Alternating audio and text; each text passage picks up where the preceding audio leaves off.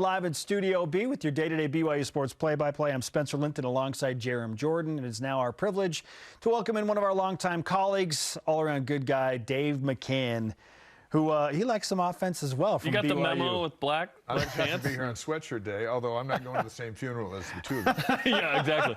Well, we're feeling a little bit down, Dave. I was off yesterday, but I wear black after a big loss. I just do. It's how I feel. Johnny Cash. Yeah, I brought some color in the shoes at least, right? Yeah, there's some color there. Some color in the shoes. And your colorful personality. Yeah, exactly.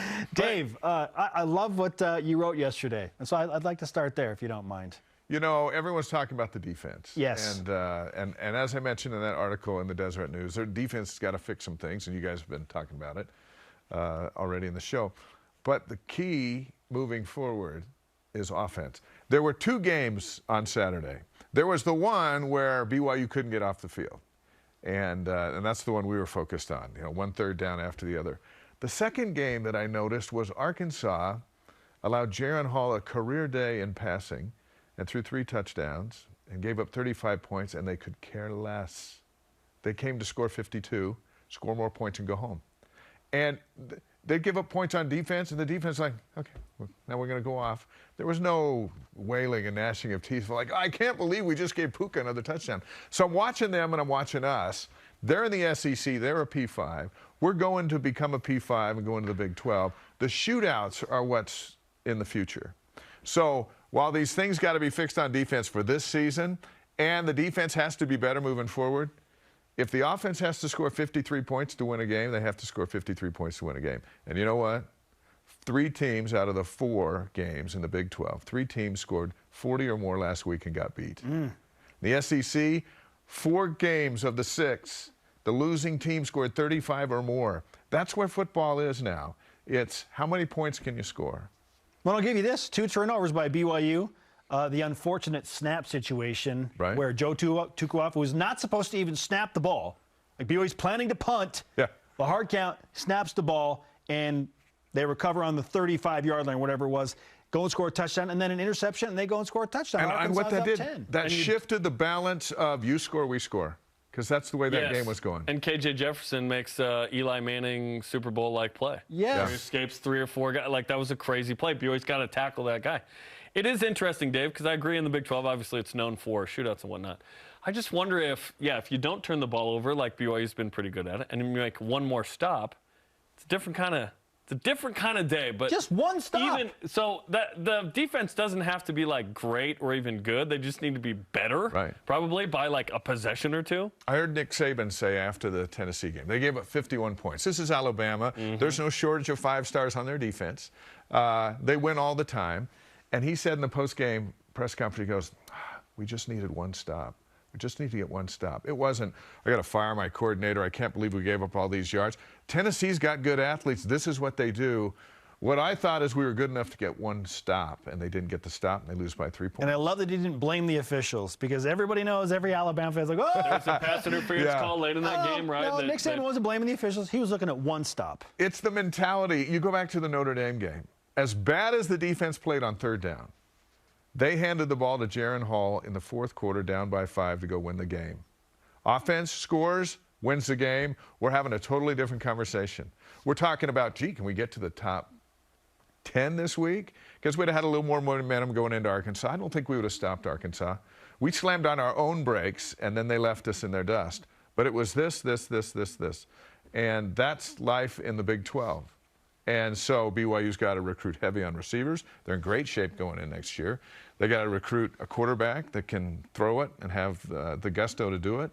They've got to make play calling gusto-driven, not conservative-driven. And that's just on the offense.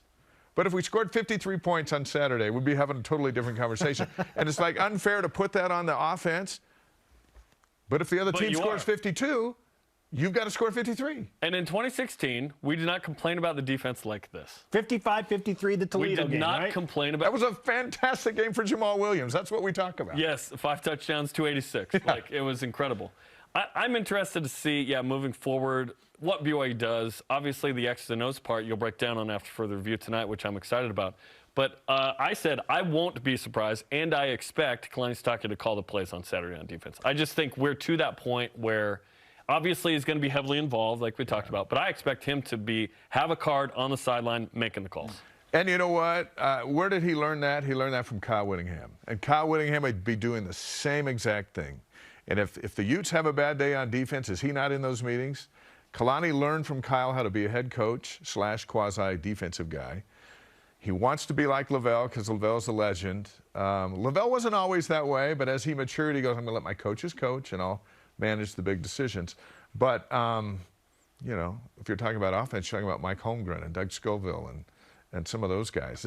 These aren't those guys. And I think it's on the head coach to do that. That's why he's the head coach. I have no problem with, it's not a sign of weakness. It's not a sign of, oh, the wheels are off. It's a sign of the expert is getting involved in an area that needs an identity. And Kalani can give them an identity, if nothing else, on passion alone. Just like Bronco did when he fired the defensive coordinator and he took over. This isn't that kind of situation. BYU's not 1-4.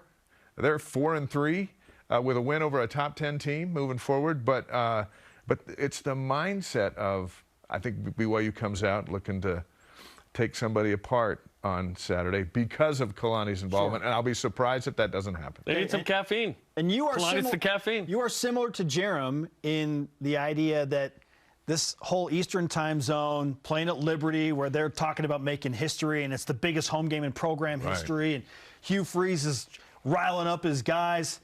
You feel like it's too much. Like you're the East Coast, the East Coast thing is a thing, but under these circumstances, I think the current circumstances negate the East Coast thing. And the afternoon. And Liberty needed a touchdown in the fourth quarter to beat Gardner-Webb. FCS. Last week. They don't have a great, they're 6-1. They have a horrible schedule. The one loss was a good battle against Wake Forest, who's up number 14. Two-point so they can fight. Failed, or they win that game and they're 7-0. They're into their third quarterback, which, you know, could be good, could be what, but they're playing a team that's going to the Big 12. That team should show up, line up, be ticked off. We're playing a team that's going into Conference USA. That's right. Be ticked off and execute. And with Kalani's involvement and the madness coming out of these last two games, I think that will be enough for BYU to show up. And this is, I'm sure Liberty was cheering for BYU to beat Arkansas. Oh, Liberty's going to get Arkansas later this year, too. November 5th. They're going to get the different attitude coming back of, and I think it's a good week for BYU to be on the road, away from everything, to go, what are we? What is our identity? And when you have a leader like Jaron on offense, you can get points. Offense is relatively healthy. They'll get a couple running backs back, it sounds like, but I don't even care about that. Throw the darn football and throw it to your 6 receivers no one can guard. And do what you did against Arkansas with Puka Nacua, which you didn't do against Notre Dame. Hand him off the ball, have him take direct snaps, throw it to him as many times as possible. Because you know what he does? He makes plays. He makes plays. And then he rallies the other guys to start making plays. Well, and I'll say this. I know a lot's been said about fatigue and fresh legs. Puka was like, dude, I'm so tired after the game. When I was talking to him, I'm so tired, but I wasn't about to come off the field. And you know what? Good things happen when that guy's on the field.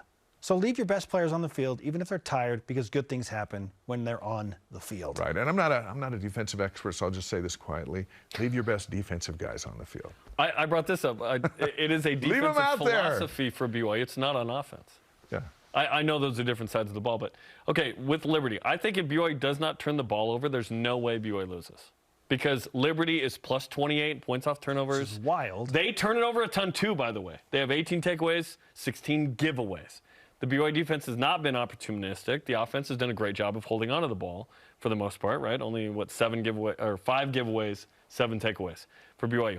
Hey, win the turnover battle, and you win handily. Even if it's even, I think BYU wins handily because third-string quarterback. Yes, it's going to be the first crowd they've ever had that's 23,000 plus. Stadium's 25, by the way. I think there'll be a few Coug fans. Cougar Nation's going to show up despite the what's going on right now. But this week, Dave, is going to tell us a lot about this team because they have to win, obviously. And they are going to show up and win the game. I believe this team's going to go, okay, you know what our 3 losses are? Respectable. Obviously, Notre Dame lost to Stanford. That looked bad. You could have won that game. But Oregon and Arkansas are not losses where you go, oh, my gosh. It was the way it happened against Arkansas, not because it was Arkansas. It's almost the opposite this week. BYU sells out their stadium. It's a huge game. The SEC's never would come here but one other time. Arkansas had never been here before. They were number 10 in the country 3 weeks ago. BYU was 12 5 weeks ago. Right, BYU was 12. And jets flew over and all the pageantry, and it was such a big homecoming, big whiteout crowd. And chocolate cougar tails. And it was a win here. It gets us back in the top 20, all those things. And I was listening to Hugh Freeze's comments yesterday to his team, selling the same thing to Liberty. The thing is, Arkansas was better than BYU, and it showed. BYU's better than Liberty, and it has to show. If it doesn't, then I'm going to come back on this show next week wearing a black shirt like you guys. And we'll be talking about basketball. Yes. Like, hey, Idaho State coming up November 7th. Well said, Dave. Thanks for being with us. We're going to have a good AFR. It's group After therapy review. tonight, kind of like this. Yes. And we know it all too well. the sky's not falling. It's a long season, and we got beat by 2 teams. One's better than us. The other we should have beaten, but didn't. And that's life. So the beauty of it is there's another Saturday. Let's go. And we're in it. We're in it because we love it.